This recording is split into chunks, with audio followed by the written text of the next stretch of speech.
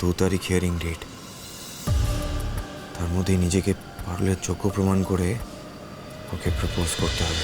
না না মানে? না মানে কোনো আশা নেই। কেন স্যার? এটা open and shut case. First হিয়ারিংয়েই তুমি হেরে যাবে। হোয়াট? হেরে যাব? ডিভোর্স হয়ে যাবে? কিন্তু আমি তো ডিভোর্স দিতে চাই না। চাই না বললে হবে? ক্লিয়ারলি দেখতে পাচ্ছি ডিভোর্সটা হয়ে যাবে। তোকে কত ভরসা করলাম, তুই এটা কোথায় নিয়ে এলি আমাকে? হ্যাঁ, তোর মামা নাকি বিশাল বড় লয়ার, কিন্তু তো ফার্স্ট ফাইটটাই দিতে চাইছেন না। তোকে তো মিলে শেষ করে তুই হাসছিস। দেখছি মামা, অনেক অনেক আশা নিয়ে এসেছি তোমার কাছে। তুমি প্লিজ প্লিজ দেখো না এই ডিভোর্সটা তুমি আটকাতে পারো কিনা।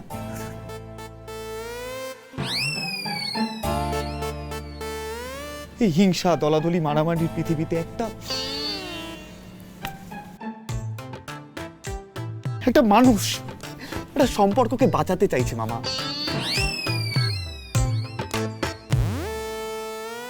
তুমি এর সঙ্গ দেবে না? বল বল, তুমি তুমি তুমি দেবে না এই সঙ্গ মামা? চুপ! বাতেলা মেরো না। এই কীর্তিটা করার আগে না তোমার গুণধর বন্ধুর ভাবা উচিত ছিল।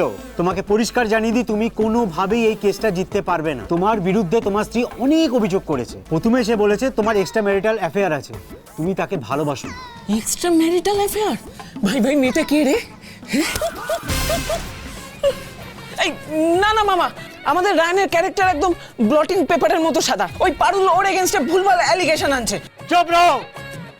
তোমার স্ত্রী দাবি করেছে এতদিন বিয়ের পরও তোমাদের ঝগড়া ছাড়া আর কিছুই হয়নি।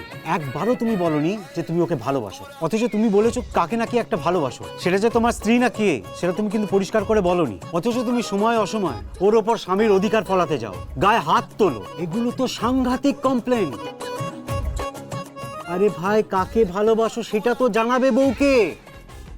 আবার তুমি কন্টেস্ট করার সাহসটা দেখালে কি করে বলো তো? তো কন্টেস্ট করবো না? বউ ডিভোর্স চাইবে আর ডিভোর্স দিয়ে দেবো আমি। যা কাণ্ড করেছো, ডিভোর্সটা তোমার বউকে হাতে তুলে দেওয়া ছাড়া আর কোনো উপায় নেই। তার উপর আবার ডোমেস্টিক ভায়োলেন্স অ্যাড হয়েছে, সেটা আবার ডিভোর্সের অন্যতম কারণ বলে হাইলাইট করা। আমার তো ভয় হচ্ছে তোমার জেলটা আমি কি করে আটকাবো।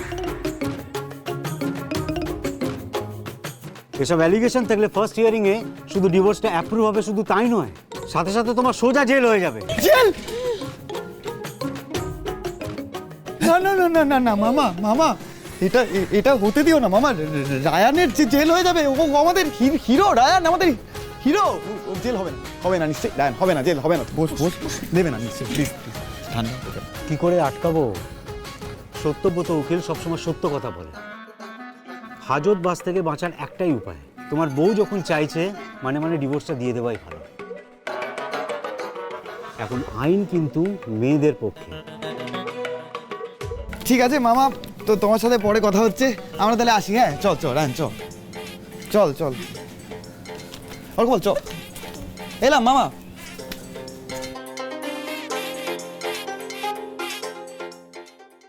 কি করবো এবার? হ্যাঁ, কি করবো এবার? কি আর করবি ভাই, তোর ডিভোর্সটা হয়ে যাবে। লম্বি জুদাই। চল ভাই চল, মদ খাই। মদ খেলে না সমস্ত দুঃখ কষ্ট একদম ধুয়ে মুছে যাবে।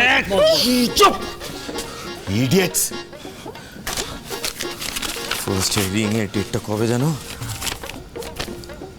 তার মানে হাতে আর বেশি সময় নেই। 2 তারিখ হিয়ারিং ডেট। তার মধ্যেই নিজেকে পারুলের যোগ্য প্রমাণ করে ওকে প্রপোজ করতে হবে, নাহলে ডিভোর্সটা আটকাতে পারবো না। এই রায়ন দাঁড়া।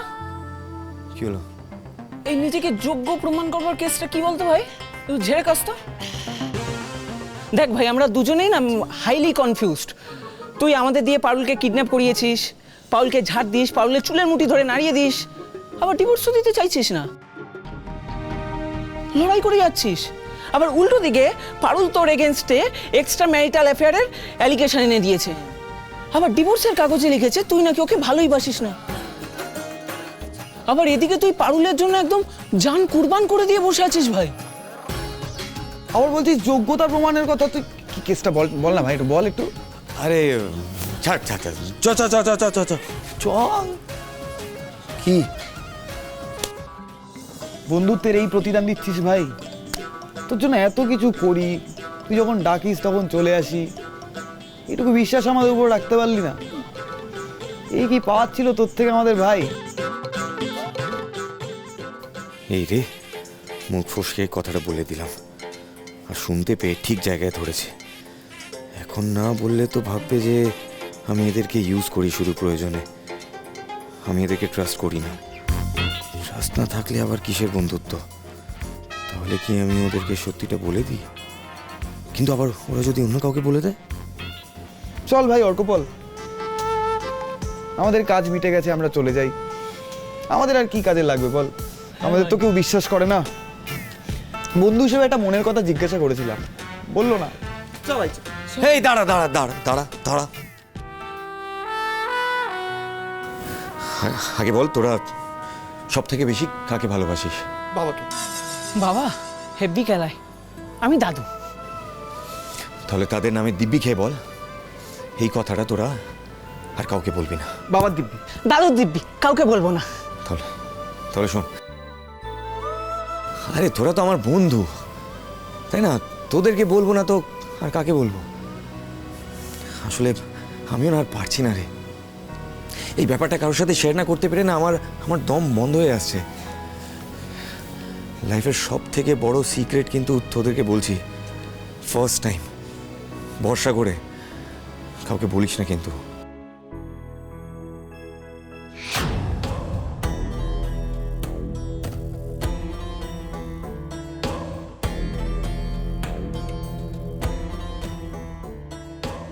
হ্যালো ম্যাডাম, শঙ্কর বলছি। হ্যাঁ বলো। ওই ছেলেটি তার কিছু বন্ধুদের নিয়ে উকিলের কাছে এসেছিল, কী সব ডিভোর্স নিয়ে কথাবার্তা বলছিল ওরা। ডিভোর্স? Really interesting.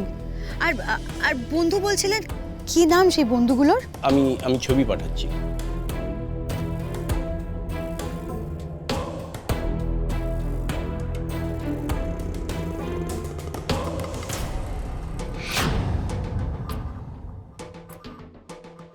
ব্যাপারটা জানতে হচ্ছে তো। ভালো করে কাল্টিভেট করলে আমার একটা অস্ত্র বেরোতে পারে বলে মনে হচ্ছে।